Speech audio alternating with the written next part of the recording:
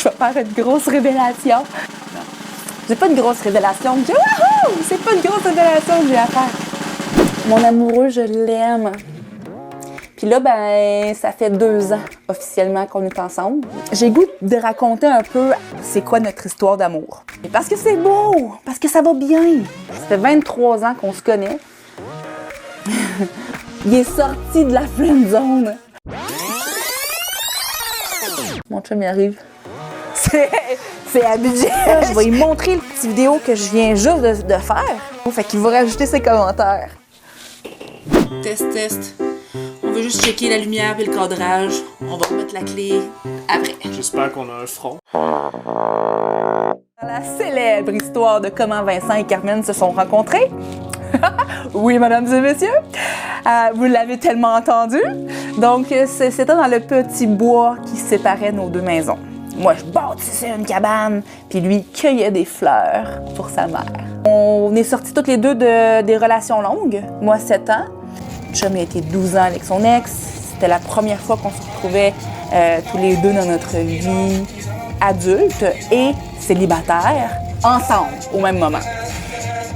Pour moi, c'était un no-no. Mon meilleur ami, il était dans The Friend Zone. J'ai mis mes culottes. Il m'a J'ai dit no more. il m'a- J'ai dit well, I'm not happy with this. il m'a donné un ultimatum, présenté sous l'angle de « Ça serait-tu possible? Est-ce que tu m'ouvres une porte qu'on puisse un jour peut-être être ensemble? » Puis j'avais répondu « Ben, je t'ai toujours apprécié, mais j'ai jamais rêvé à toi. » Je voulais juste savoir, hey, est-ce que tu me donnes une chance de me montrer, genre, hey, I'm worth it? Puis il t'a dit oui. Puis là, j'ai ressenti ça au début, genre un peu, tu sais, t'étais un peu comme, je suis pas sûr. But, tu te laisses aller, t'es venu Nouvel An, chez nous. J'ai toujours été invitée dans la famille de chez Vincent pour Noël, jour de l'an, sa fête. Aux cloches de minuit, j'ai eu un petit court-circuit dans ma tête. En lui faisant une colle, j'ai eu envie de l'embrasser. Mais c'est pas arrivé. C'est environ 1 heure plus tard, alors que je lui faisais visiter mon nouveau chez-moi, que je suis revenue sur ce détail et qu'il m'avoua que l'exacte même idée lui avait traversé l'esprit. Quand je lui ai avoué cette envie-là, ben c'est là qu'on s'est embrassés. Pour la première fois. Il dit « T'es aimes mes fesses, hein? » Et un spontané sacre est sorti. « Hostie que oui! » J'étais vraiment bien. Au 1er janvier de l'année précédente, lui allait se marier, allait acheter sa première maison et j'osais d'avoir des enfants. Quand je lui ai dit que j'avais le goût d'écrire, il a senti une victoire. Il occupera un rôle dans mon formidable journal intime. Après ça, on s'est vus à toutes les semaines. C'était parfois pour cuisiner, d'autres fois pour aller jouer dehors, d'autres fois pour regarder un film collé. Ah ben tiens donc. Puis là, on se dévoilait tout le temps un petit peu plus. Tu sais, c'était un très long préliminaire. Des fois, on s'embrassait. L'autre semaine d'après, pas du tout. Puis c'est mon meilleur ami. Écoute, je voulais pas sacrifier quelque chose d'important comme ça à mes yeux, là. Il fallait que... fallait que j'aie bien confiance que ça brise pas qu'est-ce qu'on aille puis que ça soit... Ça fasse juste améliorer ce qu'on avait déjà, tu sais. Qu'est-ce que t'en penses? Ah oui. Ah yeah! It's possible, boys! Ça fait une belle histoire, ça aussi, là, d'avoir tellement profité de chacun de ces petits détails-là. Finalement, le moment d'intimité s'est passé à Pâques, donc 3 mois plus tard. Après 21 ans d'introduction, on a eu 3 mois de préliminaire. Suite à ça, tu sais, je le regardais dans les yeux. Puis, mes yeux parlaient, mais moi, je me restreignais. Je voulais pas lui dire le « je t'aime ». Parce que pour moi, à cette époque-là, si je disais un « je t'aime » et que je le savais qu'il était réciproque, ben j'étais rendue en couple. C'était mon gap qui faisait en sorte que j'étais rendue en couple. Et je ne voulais pas être en couple. Je voulais être toute seule. J'étais avec lui et je le regardais, là. Puis là, il me répondait « moi aussi ». Aïe, j'ai rien dit! Tes yeux parlent trop. Des fois, dans des moments forts, il y a ma bouche qui faisait une consonne. Ça faisait chut, chut. Puis là, il partait à rire, il disait shit! C'était pas ça! C'était le je t'aime que je réprimais. Finalement, en juin, j'ai vu une vidéo sur YouTube qui s'intitule Dire je t'aime. C'était super spontané, super vrai. Et pas du tout engageant, lourd. Il n'y avait aucune conséquence à ce petit je t'aime. Aucune. Seulement celle de me transmettre un sentiment. J'ai vu cette vidéo-là, je lui ai montré. Puis le soir, je me suis dit, c'est à mon tour, je me lance. C'était difficile. C'était la constipation verbale. Je braillais. C'est genre, je m'attendais pas à ça pour une première. Les chutes Niagara avec du tonnerre. Mais une fois que ce bouchon-là il est sorti, par la suite, c'est devenu de plus en plus facile de dire je t'aime. Quand je le ressentais. Il y avait 3 choses que je mentionnais à ce moment-là aux gens que je rencontrais. Des choses qui étaient importantes pour moi, mais qui divergeaient de la plupart des gens ou de la plupart de ce que les gens recherchaient. 1. J'avais déjà un enfant. J'en voulais pas un deuxième d'un père différent. 2. Je voulais pas habiter avec mon chum. Pourquoi? Parce que je voulais le voir quand ça me tentait de le voir.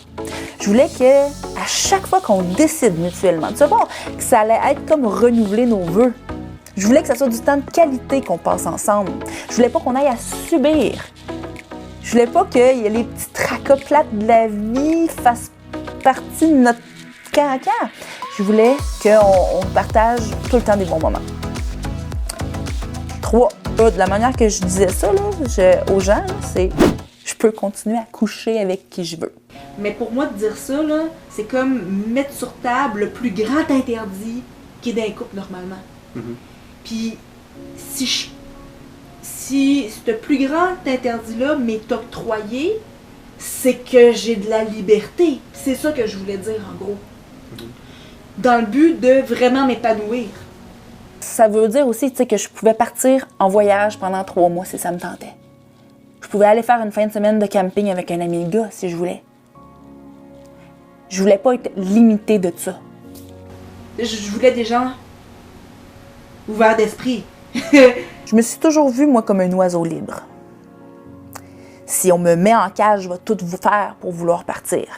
Par contre, si je suis confortable à l'endroit où je vais toujours revenir sur mon perchoir. L'amour, c'est ça. L'amour, c'est laisser l'autre personne libre. Puis si elle est encore là, c'est que elle est vraiment en amour avec toi.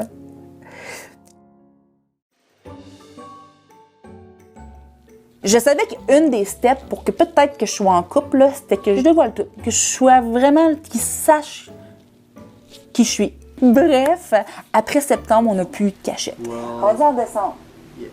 On dit en décembre, le 7 décembre 2018. Puis là, je suis en train de réfléchir. Je dis tout ça, là? Je dis tout ça à la caméra, là? Mais oui, regarde, je vous ai promis que j'allais être authentique. Je vous le dis. Donc, on a fait l'amour sans préservatif pour la première fois. Après 11 mois de fréquentation. Awesome! Là, il venait de gagner un privilège. Fait que c'est ça qui a été l'élément qui a fait en sorte que j'ai dit, ouais, OK. Maintenant, aux yeux du public, là, on peut utiliser le mot couple pour nous définir. Ah yeah, full that one. OK, je l'ai remarqué. En plus, pas de condom, j'étais comme, oh my god, freedom, it was so great. J'étais genre, well, something special. Mais t'as quand même été bon de jamais même le réquisitionner pendant 11 mois, là. Tu ne l'as même pas parlé. Tu savais que... Non. Tu savais que c'était important pour moi ou c'est... I assume que c'était important pour toi parce que c'était toujours quelque chose qui était requis, on va dire, jusqu'à ce moment-là. Puis là, j'étais comme, ah, ok, ben, il y a quelque chose qui s'est passé où est-ce qu'elle se sent à l'aise. Tu sais, ça revient tout à genre, tu sais, comment reconnaître l'émotion de l'autre personne, genre. sans, tu sais, c'est le non-verbal, c'est quand même de regarder les yeux, puis ressentir, puis genre, oh, ok, ben c'est ça. Oui, on est un couple ouvert. Mais la définition, par exemple, ben, c'est toujours en train d'évoluer. Tous les couples devraient définir c'est quoi pour eux la fidélité. Pour certains, juste de danser avec un autre partenaire, c'est d'être infidèle. Pour d'autres personnes, embrasser, bon, c'est correct. Pour d'autres personnes, 250 km et plus, ça, tu peux faire ce que tu veux. Fait que c'est important de bien définir dans votre couple c'est quoi la fidélité. Pour nous autres, on se laisse libre pas mal de tout, même d'aimer.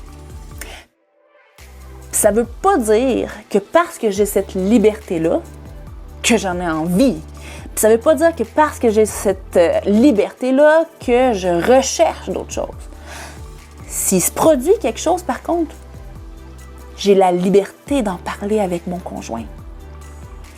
Je suis capable, avec lui, d'avoir une conversation puis qu'il n'y ait pas de jalousie ou de cris ou de jugement. Je suis capable d'être totalement moi-même puis de dire c'est quoi les émotions que j'ai eues. La chose qui m'a fait tomber en amour avec Vincent, c'est qu'on a une bienveillance qui est réciproque. C'est qu'il me disait, Carmen, tu peux faire ce que tu veux. Des fois, j'ai raconté des choses, puis il me disait, en me mettant la main sur l'épaule, t'as-tu eu du fun? Je dis, ben oui! Ben, je suis content pour toi. Ah! Je pense que c'est la première fois de ma vie que je suis en amour avec quelqu'un. Ben, ma définition de l'amour a évolué. Disons plutôt ça.